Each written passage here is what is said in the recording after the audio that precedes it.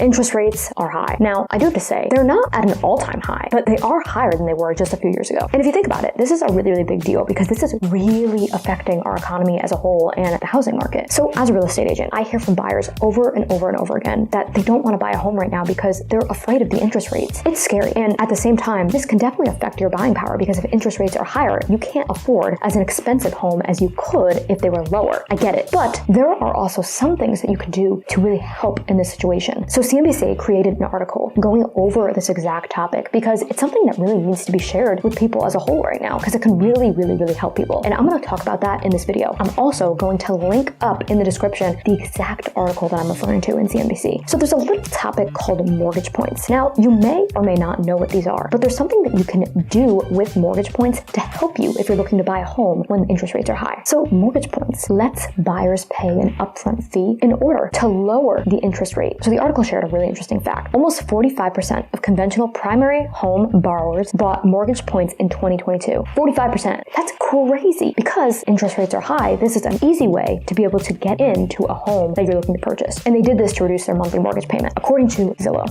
And it gets better. That is up from 29.6% in 2021 when interest rates were lower. That's crazy. Crazy, crazy, crazy big difference. So what is a mortgage point? They refer to a percentage of the actual loan. So typically, 1 point is equal to 1% of the loan value. So if the loan value is $300,000, then you're typically looking at a point that would cost you about $3,000. And on top of that, it would lower the interest rate by 0.25%. So the article also talks about how home buyers may want to consider a 2-1 buy down. So this is a mortgage that provides a lower rate for the first year, then a slightly higher rate for the second year, and then a full rate for the term going forward. Now, hopefully, these are all things that you might have not even thought of if you're considering buying a home. There are ways to get creative out there, and these are just two of the different ways they're talking about in this exact article. And I give a lot of props to CNBC. I think there's so much media attention out there on the negatives of the housing market right now, and there are some negatives, I do have to say. But at the same time, it's not all doom and gloom. There are still options out there because let's be real, it's not always going to be the perfect time for you to buy a home. And if the numbers still don't work for you, don't buy a home right now. I'm definitely not going to be one of those agents that pushes people to buy a home just because they're a real estate agent. That's ridiculous. I want you to take a closer look at the different options and consider if any of these could help you buy your next home. Something to also keep in mind is that the central bank predicts that there will probably be 2 more rate hikes throughout the year. So the interest rates are probably not something that's going to get drastically better anytime soon. So you need to think of these different options if you are looking to purchase a home and it's the right time for you. So I hope that helped you figure out different ways that you could potentially get a lower interest rate. Now, I would love if you guys can share with me in the comments, would you buy a home in today's economy? As always, I just love hearing from you guys.